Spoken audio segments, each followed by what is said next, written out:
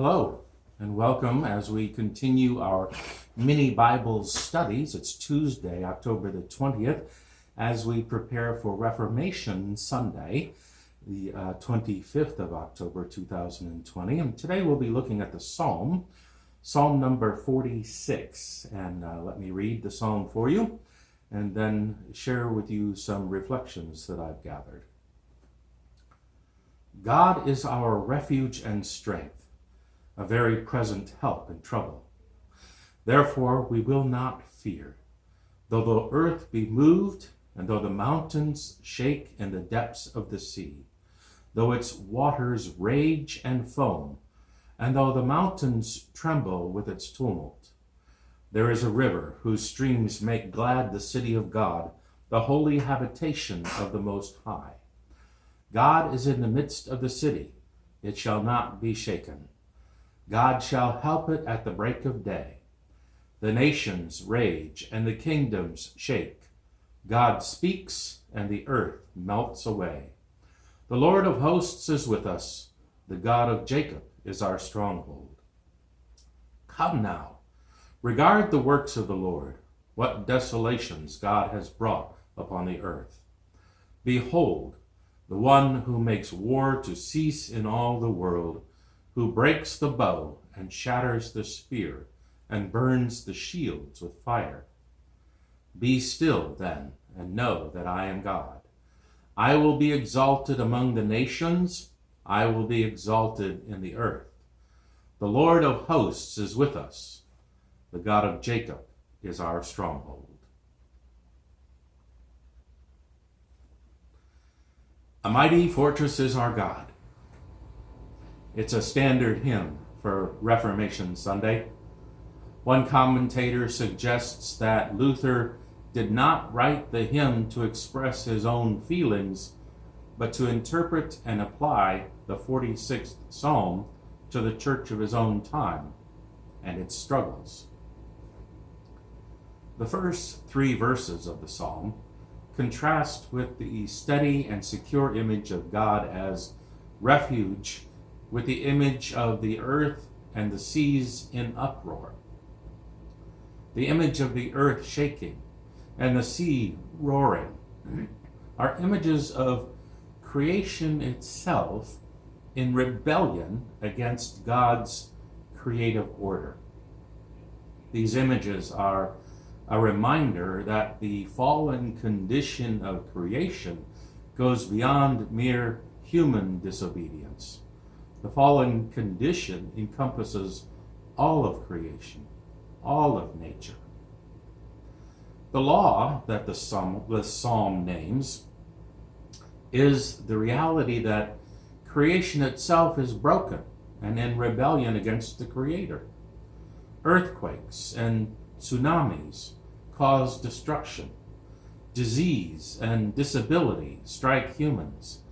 Death ultimately comes to everyone. And the gospel that is proclaimed in this psalm names the one who is the trustworthy source of security and can be relied upon in the midst of all of this roaring rebellion. God is our refuge. Therefore, we will not fear. Notice that similar to other poems of trust, such as the 23rd Psalm, the strategy of the psalm is to name the very real reasons that there are for fear, and then confess trust in the God who is in the midst of all the things that we fear, as well as the things that we do not fear.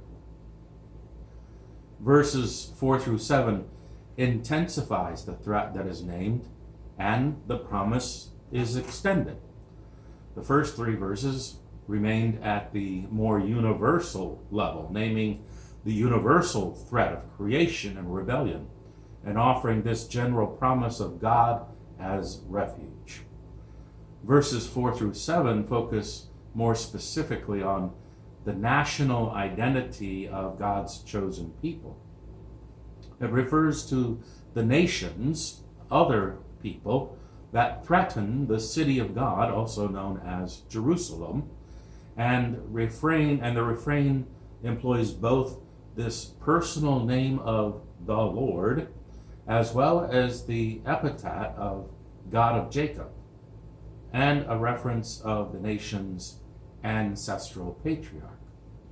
All of which is to say that in verses 4 through 7, the psalm intensifies the sense of threat by naming a national threat coming from empires such as Egypt, Assyria, Babylon, Persia, Greece, Rome, all of those that had invaded Jerusalem, and many smaller nations who posed a threat to the descendants of Jacob throughout Israel's existence.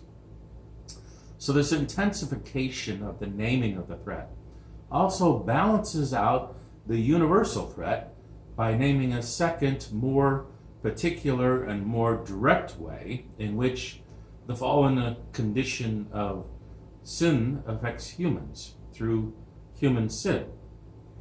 All of creation is fallen and in rebellion, yet human sin and rebellion is more immoral, or at least more potent, if only because the combination of human intelligence and human will makes evils such as genocide and war possible. Therefore, the nations are in an uproar summarizes the intensification of the rebellious threat. The corresponding promise that verses 4 through 7 offer us is the presence of God with the people.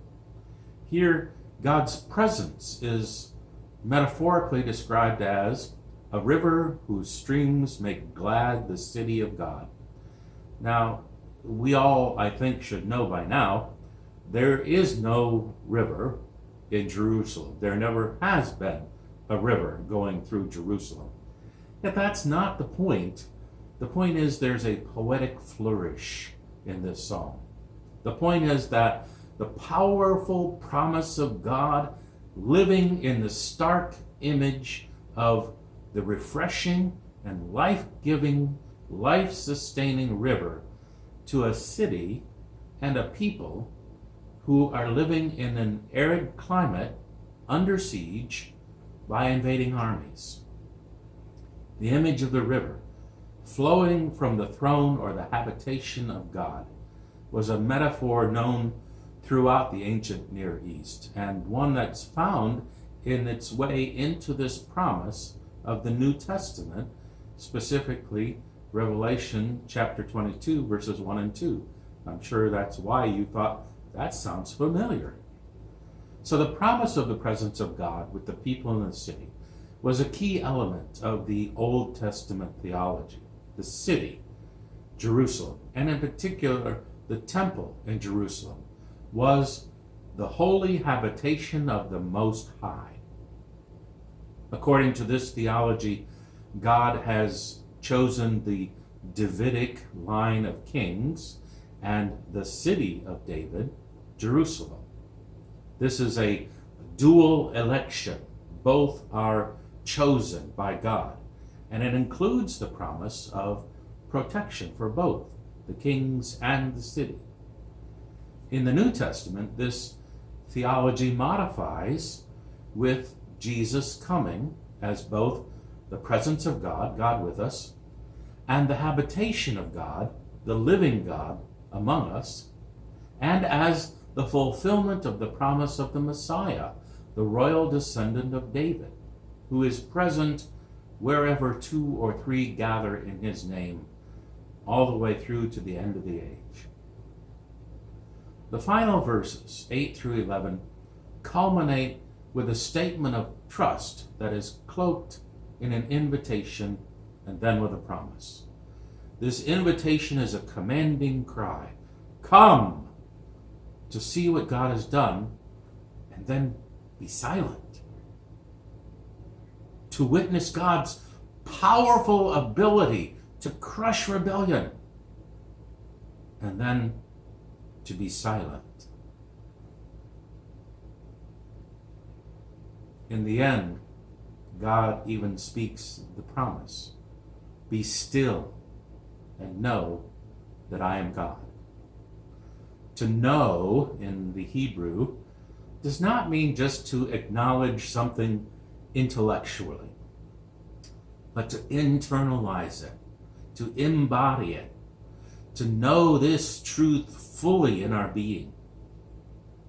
And then God's voice closes the psalm by asserting God's proclamations over both spheres of creation that have been in rebellion against God.